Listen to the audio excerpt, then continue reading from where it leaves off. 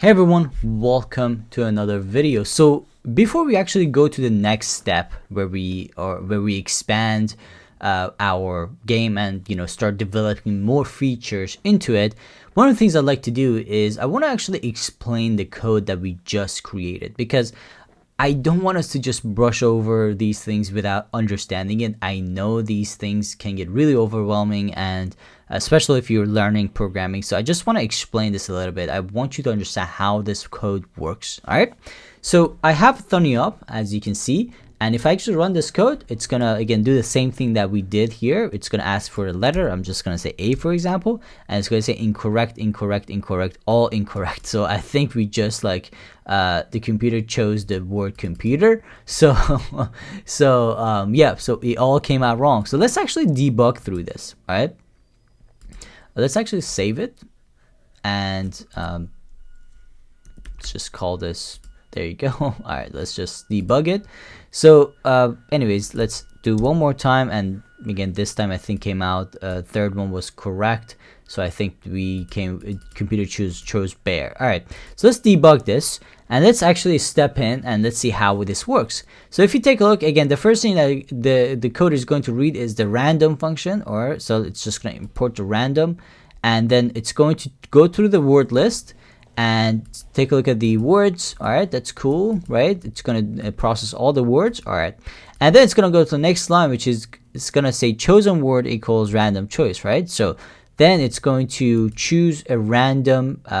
It's going to import the random function, obviously, and then it's going to choose a random word. In this case, it's going to choose a computer. All right, so it chose a random word. That means it chose computer. All right, so let's continue. And then it's going to go to the next part of the code where it says guess, and it's going to ask for user input. All right, so that's going to be a letter, right? So then it's going to ask us to enter a letter. For example, I'm going to say A, and then enter. And I chose, I'm going to assign guess to A. All right, so it made it lowercase as well in case if it wasn't. And then it's going to go to the for loop. All right, so the for loop, it's gonna take the chosen word, which is a computer, right?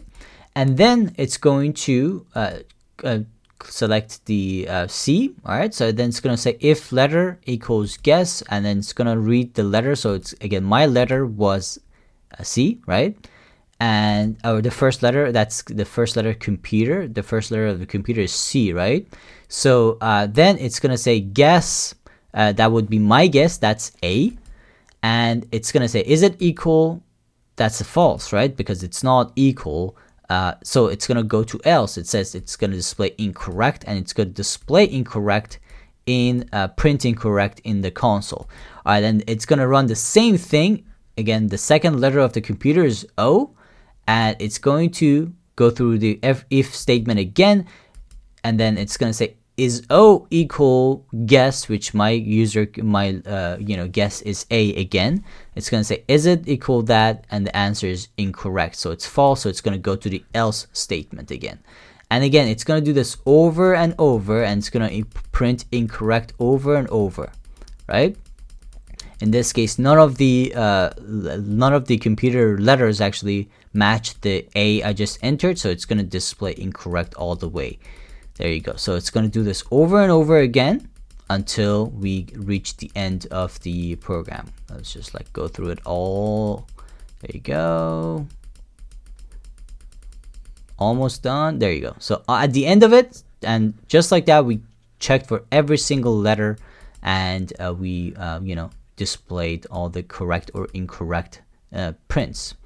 That's pretty much it. I just wanted to kind of make sure you understand exactly what are we doing here and how this whole thing works. Hope that makes sense, guys. Let me know if you have any questions. I always recommend when you don't understand the code, put it in Thonny. It helps a lot, and it helps you to kind of understand it much, much better. So let me know if you have any questions. If not, I'll see you in the next lesson.